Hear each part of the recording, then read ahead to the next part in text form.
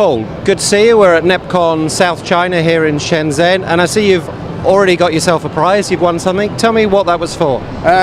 We've been developing a product for about 2 years to clean the solder off a circuit board after you've removed the BGA. It's time that we did it. We've been thinking about it for a long time.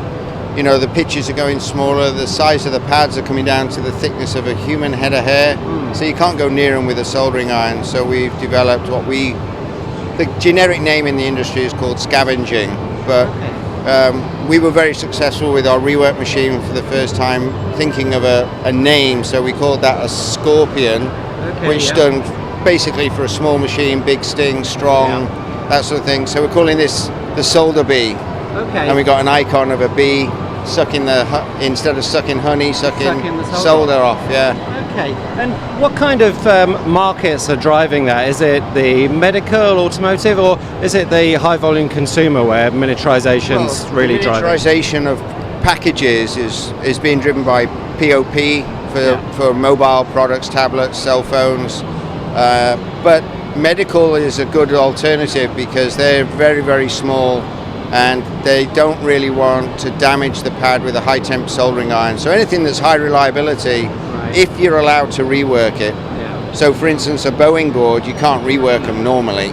They might sacrifice because you're not physically touching the board. So it's a product for next year, for first quarter, but we'll be out showing it to selective customers before that. You know. And did you chose this show to put the paper out for the first time? Any particular reason that you've done it here first?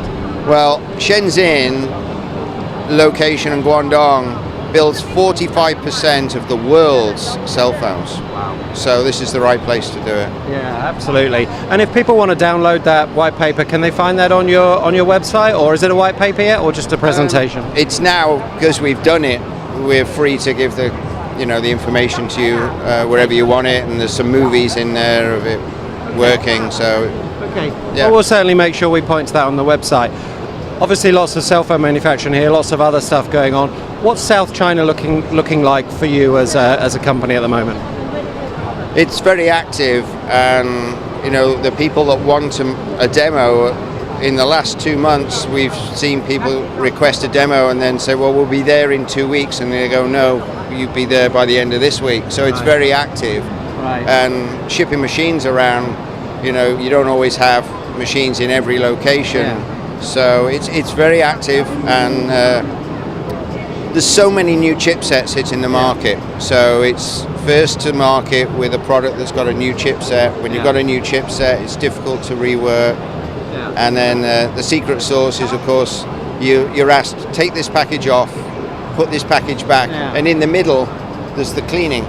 So if you can't do it with a soldering iron, you don't win. And if you're doing that to keep up with new packages as they come out, do you have to maintain a good relationship with the chip manufacturers, the silicon manufacturers? Yeah, I do work for them under NDA for the most of the major ones that I can't mention the names, but yes.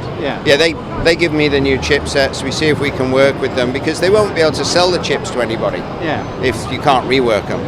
I was going to say, they need to know they can be assembled, they need to know they can be reworked, they need to know that they have a life in the market. You take a smartphone, for instance, the average BOM of the parts is about $250. You got one package that's $30. If you can't put it back, it's $250 scrap. And the assembly houses generally get between $7 and $10 for building it. So if they mess that up, now they've got to build 250 phones to make up the 250 they've just lost. So it's very narrow margins and narrow and high volume. Each cell phone line typically does like 700,000 phones a month each line. So it's millions. And the recent publication is, iPhone 6 was announced, and they reckon there's going to be 90 million made by 2 subcons now. They're huge numbers. They really are big numbers. And in terms of, obviously, the cell phone industry seems to be doing a good job of hanging on here, even as wage prices increase. A lot of other stuff going to West China and other parts of China. How are the rest of the Chinese market doing for you? Well, we're pretty much active in the computer, laptop, cell phone. The other people that are just normal automotive, such as Continental or something, they're very active as well. But those, car electronics is massive. Yeah. The amount of goodies in a car today is there. So the automotive's good. Yeah, that's growing fast, but that seems to a lot of that's focused around the Chengdu area. Yeah, but in China, they do the AVL in China, Right. but they make them in Nogales, they make them in Germany. So once you succeed one here, it's multiple locations that you're asked to go and perform. Yeah. So, but we have new channel. We've selected. We moved Ian Orpwood over from Ohio. He was one of our regional sales managers. Very good at technical BGA and demos, and so. He moved 3 months ago. He's resident in Hong Kong, and he's back and forth looking after all the channel, the regional sales managers. So what used to happen was I used to come and go, and then when I left, there was all sorts going on, and nobody would carry on. Now we've got a good technical Asia sales director responsible for all Southeast Asia. So last question, Paul, how's the show been? Yesterday was a bit quiet, but the first day can be. Most people come the midday here, which is the Wednesday, so the attendance should be very good. It's also very hot in here. The aircon doesn't do the greatest of jobs, but hopefully it'll be good today. Okay, well, congratulations on the award, Paul. Thanks for your time. Thank you. Thanks a lot.